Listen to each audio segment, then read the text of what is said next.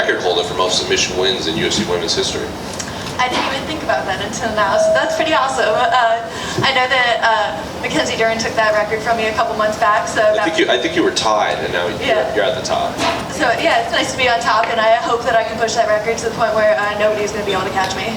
Well, looking at this fight specifically, how did that go according to plan? I know you weren't expecting eye gouges in there, but did that go as smoothly as you had expected? My coach asked me what I wanted, and it's the takedown and to take the throat, so exactly what we wanted. And while she's gouging your eyes in there, what's going through your head? Are you saying, are you speaking to the ref while this is happening? I'm definitely just hoping that the ref stops the fight at that point, wondering why he's not even, I don't even think he gave her a warning, because there's two that were pretty clear that I felt decent, that was thumb straight in my eye. But I was just trying to squeeze. Before the first one, I actually thought I felt her body go limp a little bit, so I thought she was out. And then I felt the thumb go straight in my eye, so I was like, oh, she's not out, okay.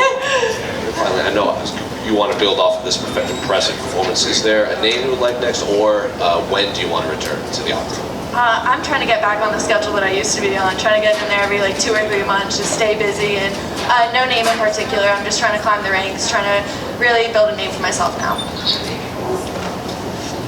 First, she missed weight pretty heavily, and then you come in and do the eye gouge. Is it hard for you to not hold that against her and feel some bad feelings towards her? Because I know a lot of you competitors, you want to go out there, you might talk a little bit of game, and then you fight and everything's done. But is this something where now you have something to carry over the fact that she was bad at weight and now bad in the cage? I guess not for me personally. No, not necessarily. I'm fairly easygoing, I guess. So it is what it is. Making weight, I feel like that is a big thing. Literally, as a fighter, you have 2 jobs. You have to make weight and you have to show up. So it's like she failed at doing one of those jobs. So I definitely don't think that's an okay thing, but it is what it is, and I still got the win. Still went out there and did what I needed to do. So nothing I can complain about. Did you have any sort of inclination that she was coming in heavy? And when she did, was there any thought that you weren't going to take the fight? I don't think if she has 5, 10, 20 pounds on me, it's going to make a difference. I'd still be better than her at the end of the day, so that's all that mattered to me. And when the kind of what he was saying, when the eye gouge was going in, was there any point where you thought that you'd have to stop the choke to try to address the gouge, or were you just hoping for the best that it would end before anything happened? I guess when you're in the cage, it's kind of like a different world in there. You don't really feel things as you would normally, so it's I could feel her finger in my eye and deep in my eye, but it's not necessarily the pain that you would expect if it happened during training or an everyday scenario. So it wasn't necessarily that bad, painfully, so I was just squeezing, hoping for the choke. And then lastly, I know where you have a reason to celebrate this, but we're also getting to the end of the year with the holidays. How do you celebrate the end of the year? Are you doing anything special now that the fight's going to be done for the year? This is me just beginning to think about Christmas now. I feel like I've been in a fight camp for 2 months now, so I haven't even thought about the holidays, haven't thought about anything like that. So now we're just going full Christmas mode, going into it, spending some time with family and spending some time with my dog. And looking at next year, what sort of goals are you setting for yourself?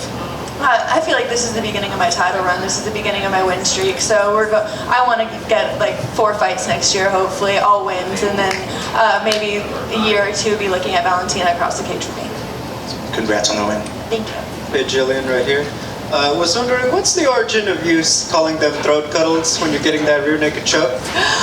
It was just me and my friends joking around. I always said that I would just give them a gentle, cuddle until you fall asleep. So it's essentially that, just a gentle throat cuddle. Thank you. Gillian, back here.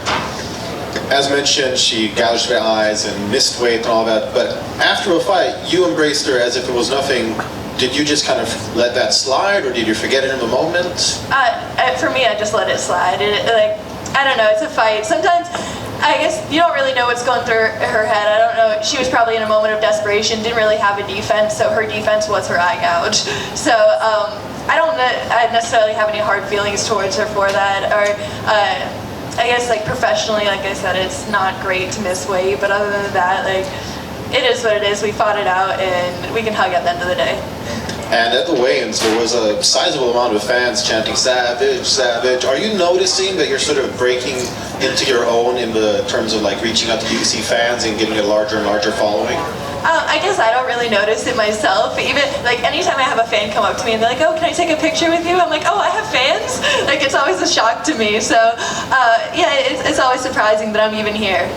And what do you think it'll take for you to start embracing that star quality, or will you perhaps always have this sort of naivety with it? I have no idea because I feel like I live a fairly simple life. I'm like, I don't feel like I live like a star life or anything special. So I feel like I stay pretty low key and it's probably going to stay like that. All right, thank you. Gilian, back here. It's your 4th win by rear naked choke. Is this one going to stand out in the manner and the way that you're able to catch her with it?